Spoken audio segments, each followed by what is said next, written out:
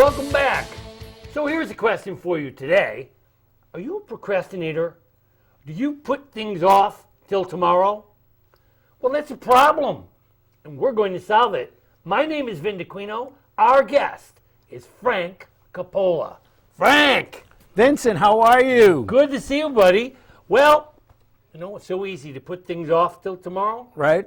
But you have a solution for us. Yes, I do. You wrote a book. I did. Talk to us, Frank.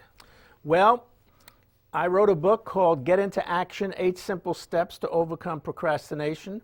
Sounds good to me. I did it because in the dictionary there's a picture of me called procrastinator. There you go.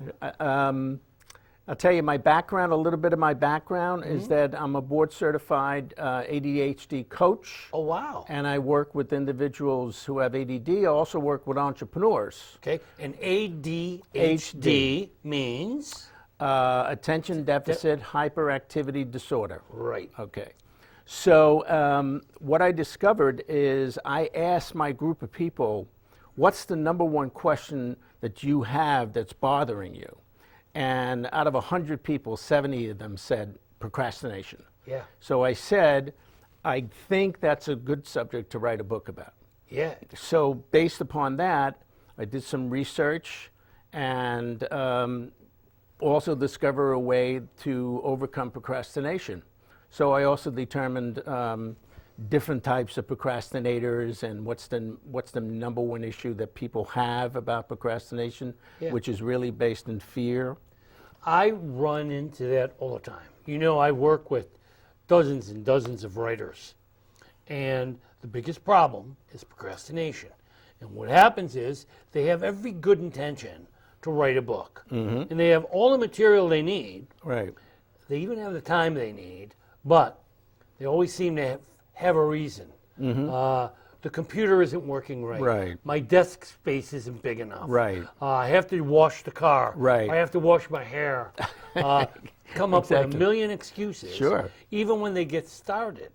Right. You know, they do the first 2 pages, and then they have a dozen reasons not to get to the rest. Yeah. So how do they overcome that, Frank? Well, first of all, let me explain to you my philosophy on procrastination. Good. Basically, I believe nobody procrastinates. Okay. Now, that's a bit of a bold statement. But Yeah, it is. Yeah, the reason I say that is that no one wakes up in the morning and says, today's the day I'm going to procrastinate today. That's exactly what I'm So going they to do. mean well. They absolutely mean well, but what happens is, let's say you have to clean up your office. You step into your office, right? Complete good intentions, but you step into your office and immediately you go like, oof, and you get overwhelmed. Yep. What it actually is doing is triggering something that's coming out of your past that is telling you this is not a good place to be. This is not a safe place to be. Yeah. I tell some of my writers, don't bite off more than you can chew. Don't look at it as if you're sitting down to write a book.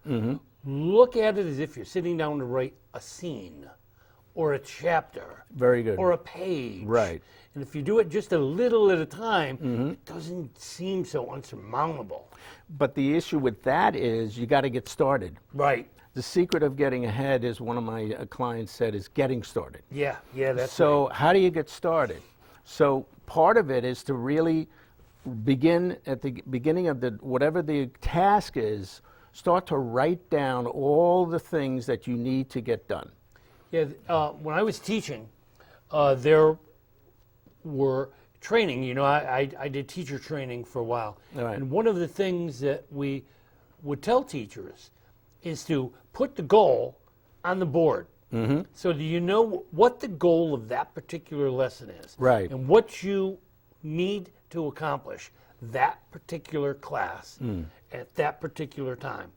This way you stay on board. Right. And you don't, what we used to call bird walk, you know, and you go off in other directions. Yeah. By the time the class was done, you didn't teach what you needed to teach. You know? I call that drifting off into planet Xenon. Yep. Right? Yeah, there you go. It happens. So this particular technology is basically you draw a line down the middle of a page, and on the left side, you write down all the various things that you need to get done.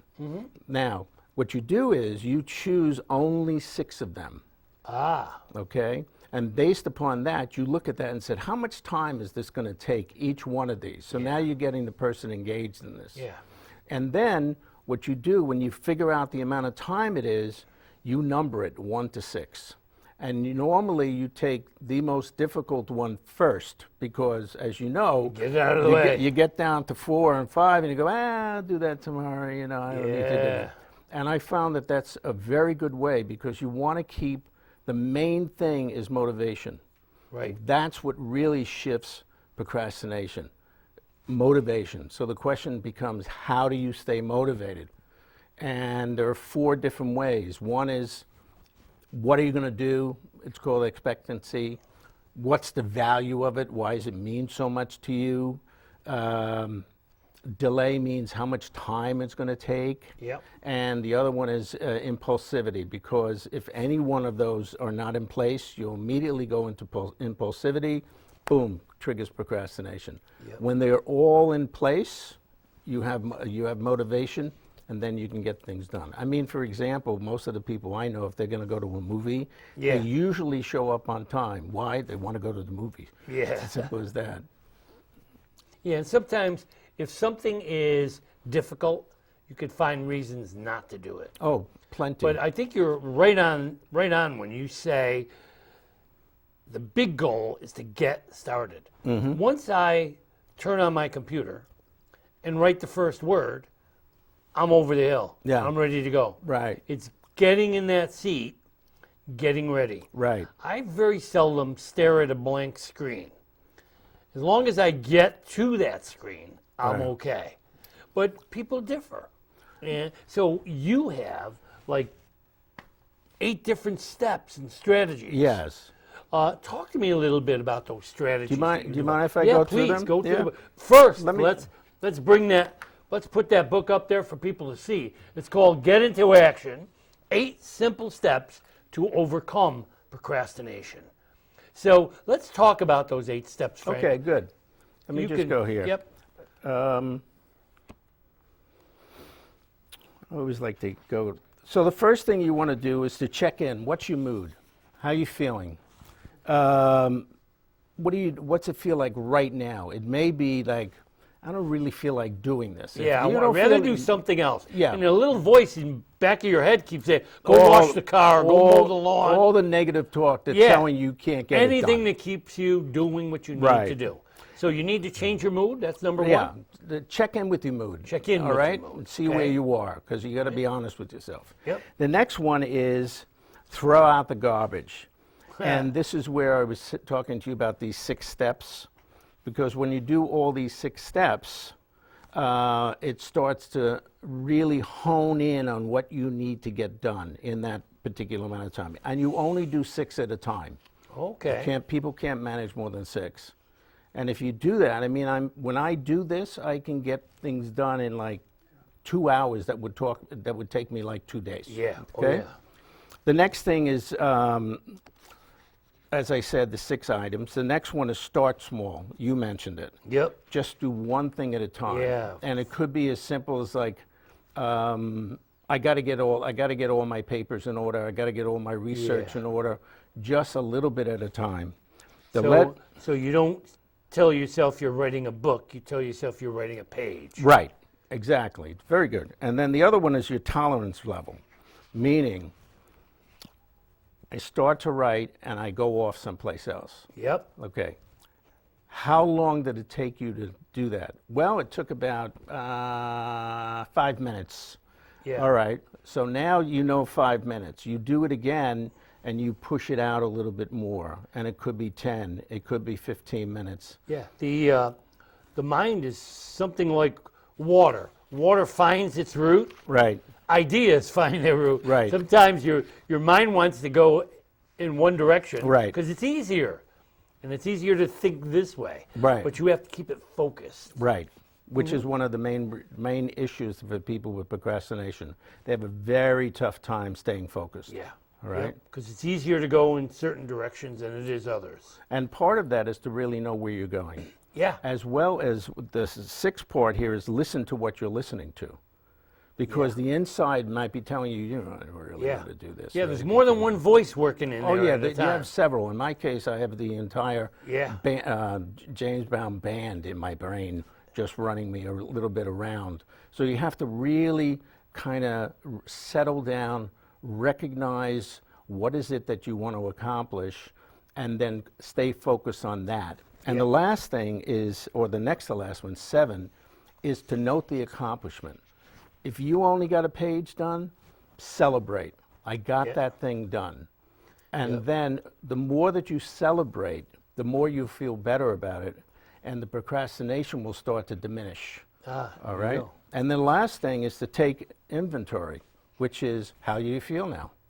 So at the end of it, if you have accomplished something and you're feeling better than when you started, it's not going to be as difficult to start again.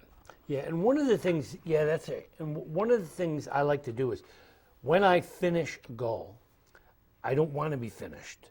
I want to leave something hanging so that the next time I need to sit down, I don't procrastinate because I have something unfinished that I have to take care of. So I need to be back there again. Right. I find that if I complete a chapter and complete it completely, then it's harder for me to get back again to do chapter 2. Right, because you're starting all I over. leave a couple things hanging for the next time. Right. To draw me back. Well, you're lucky. I mean, you're getting started, and you're actually going through the process saying, I want to get to the goal line. I want to finish it. Yep. So many times, people start things and they don't finish. Yeah, you're right. Okay? You're right. And that's why part of my goal is to leave something hanging for the next time. Right. So that it's not that I left unfinished work. It was finished work. The goal was to leave something to get me started for the next time. Right. And sometimes that meant just beginning chapter 2. So that I need to go back there. Right. I have a reason to go back. Right. If I complete my task completely, then I have no reason to come back. Yeah. I can procrastinate because I already achieved the goal. Right. The biggest thing about all of this is to become aware of what is going on with you. And out of that, you can take certain steps, like these 8 steps that I was talking to you about.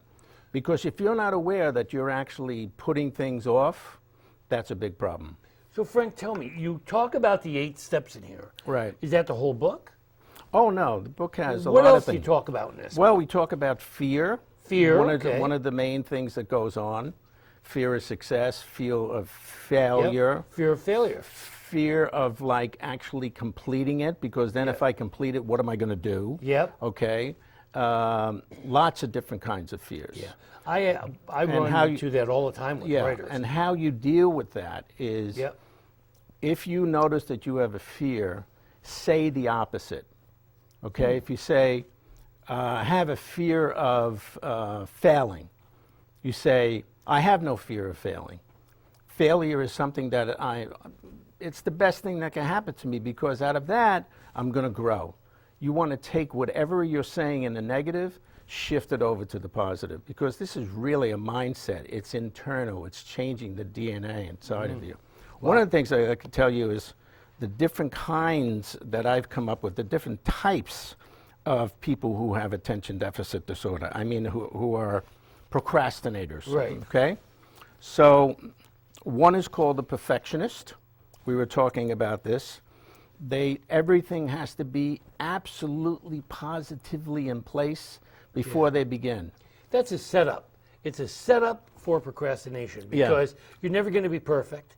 And they could say, oh, it's not perfect, I can't do it. Yes. And I mean people like this all the time. Right. Who say, no, I can't do it because the table's too small. Right. Or the lighting is not right. Right. And they have 100 excuses Or for not doing what they have to have do. a little bit of a creak in their chair, so they got to get the oil. Yeah. And then screwdriver, and so all those kinds of things. Then we have the what-ifer, which is they're consumed with worry that their focus becomes excuses to move forward. Yep. Okay? The other one is what I call Captain No. Captain No is all the things that you're not supposed to be doing. So if somebody comes to you and says, so here's a great idea for you to get something done, the first thing that happens is, no, that's not the way to go. And they do it so much that they start to believe this and they push it off. I say to people like that, and my own friends, I say, yo, stop accentuating the negative. Yes, exactly. Because you need to accentuate the positive. Yes. And find reasons to move forward. There's so many people out there. I can't believe how many people are negative.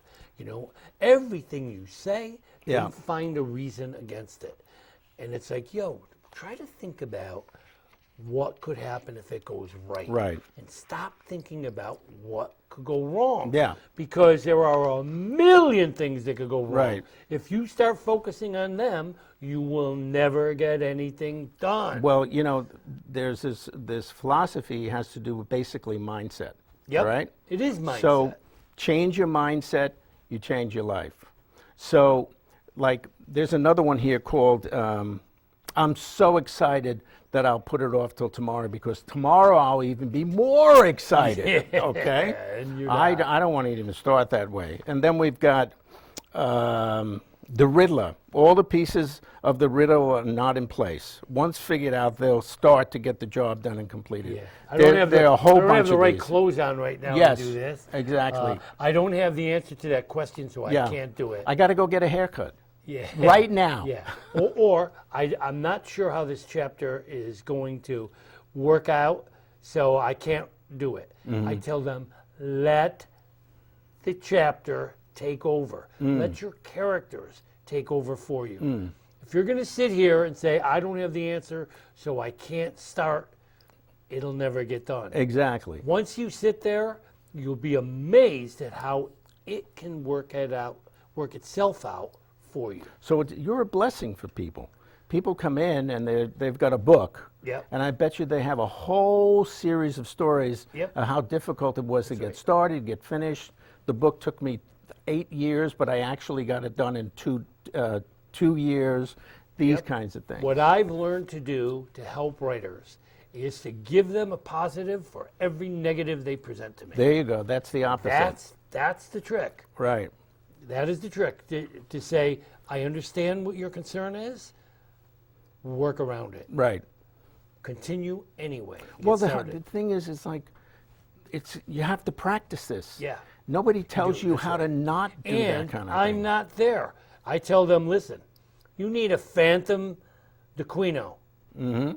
You need to, when you say no, you need to say, Vinny will kick your butt if he's here. There you go. He'll tell you right now. Yeah. He would say to you, just get started. Yeah, you got the devil on this side, and you That's got what the you gotta angel do. on this side, and they're fighting with each other. The devil is always back there, ready to tell you, you know, you haven't had lunch yet. Yes. Have a little something to eat Yes. before you do it. Yeah. And then what's going to happen, that voice is going to go, nah, you're too full to write now. One thing you could try, and this is a very, very good technique. You take an hour, okay? And in that hour, the first 10 minutes, all right, you're going to go actually 50 minutes that you're going to be working. And you get a timer, a separate timer, not your phone, right? Mm-hmm. You go 50 minutes, then you take a 10-minute break. Because of the circadian rhythm that's going on, you just want to change the mood. You can go for a walk, do whatever. 10 minutes is a pretty long time, okay? Now you do it again, another 50 minutes, 10 minutes. And to be honest, for some people, that won't work, because what happens is then they have to start all over again, getting themselves started again. Well, I find if you have that timer, and you're right. It's a good prompt. Yeah, I find that if I just stay there, eventually I'm going to get the job done. Right. If I take a break, I start procrastinating again. And how does that feel when you start procrastinating? Yeah, you know, it gets frustrating, and it's like, you know what, it's easier not to get started.